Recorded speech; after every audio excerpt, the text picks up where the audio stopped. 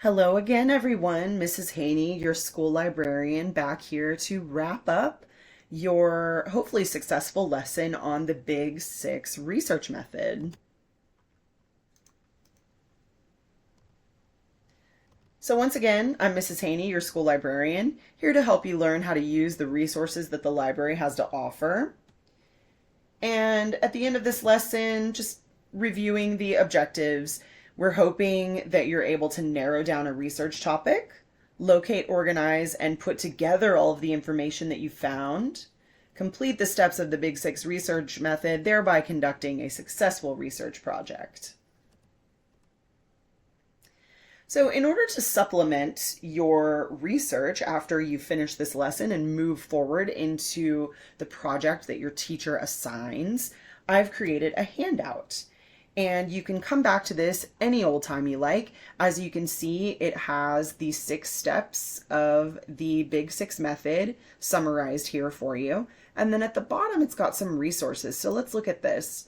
Obviously, the Big Six steps with brief descriptions and bullet points to remind you of the important components of each one. And you can use this as a quick reference guide to keep you focused throughout the process. At the bottom, as I mentioned, are 5 resources that are linked for you to go visit anytime. The top 2 have bulleted lists that detail the steps of the Big Six method. It's kind of like this, but a little bit more elaborate in case you need to look a little bit more closely. Big Six Basics is a slide deck with a comprehensive breakdown of the Big Six, similar to the video that you watched in order to learn the method in detail. And then the final 2 links are videos that have different teaching styles. So one of them is kind of animated and fun, a little closer to the video that you watched, and then the other is more of a lecture model. So please feel free to click on the handout in the lesson and go refer to it anytime. Now I'm going to walk you through briefly the 6 steps that you've learned, just to review them and talk about them a little bit before we wrap up. So the first step of the Big Six is task definition. This is when you define your question. What is the problem that you're interested in learning about and solving? You can start to gather basic information in this step as well, going out and doing a little bit of research just to make sure that your question is specific enough and narrow enough, and that there's enough information out there for you to do a successful inquiry about it. Big Six step 2 is information seeking strategies. So this is when you start looking for what type of resources you're going to use, what's available, what are the best ones for me to use. You could choose from nonfiction, reference books, news articles, websites, databases, encyclopedias. What's going to be the best place for you to find information?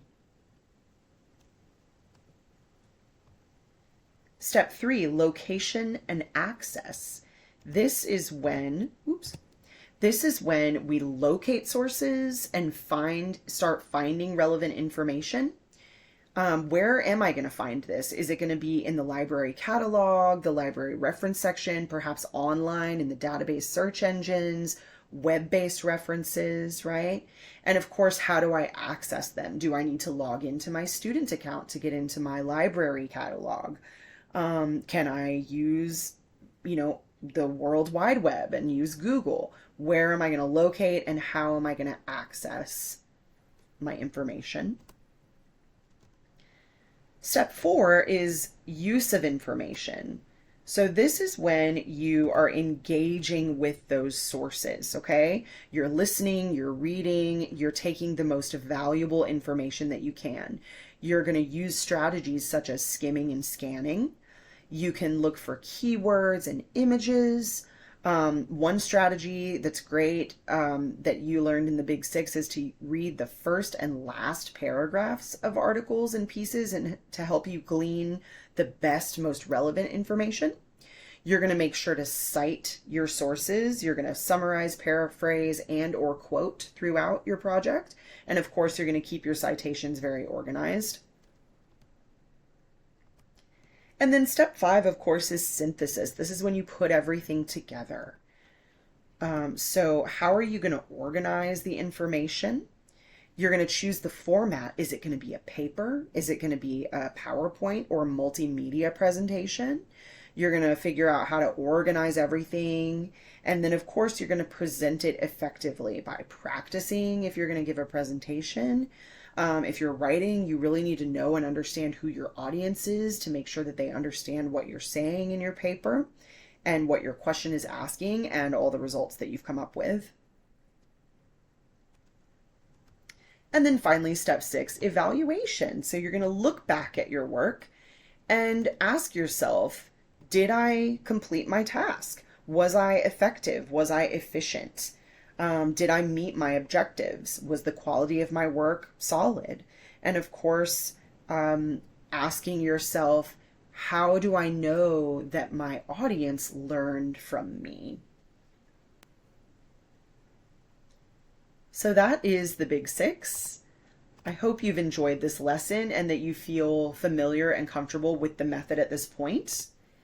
Feel free to return to the lesson anytime to review the pre-assessment, the intro video, the resource video, the conclusion video anytime. And don't forget to use your handout throughout the process. I hope you have a successful research project, and I can't wait to see what you come up with. Thank you.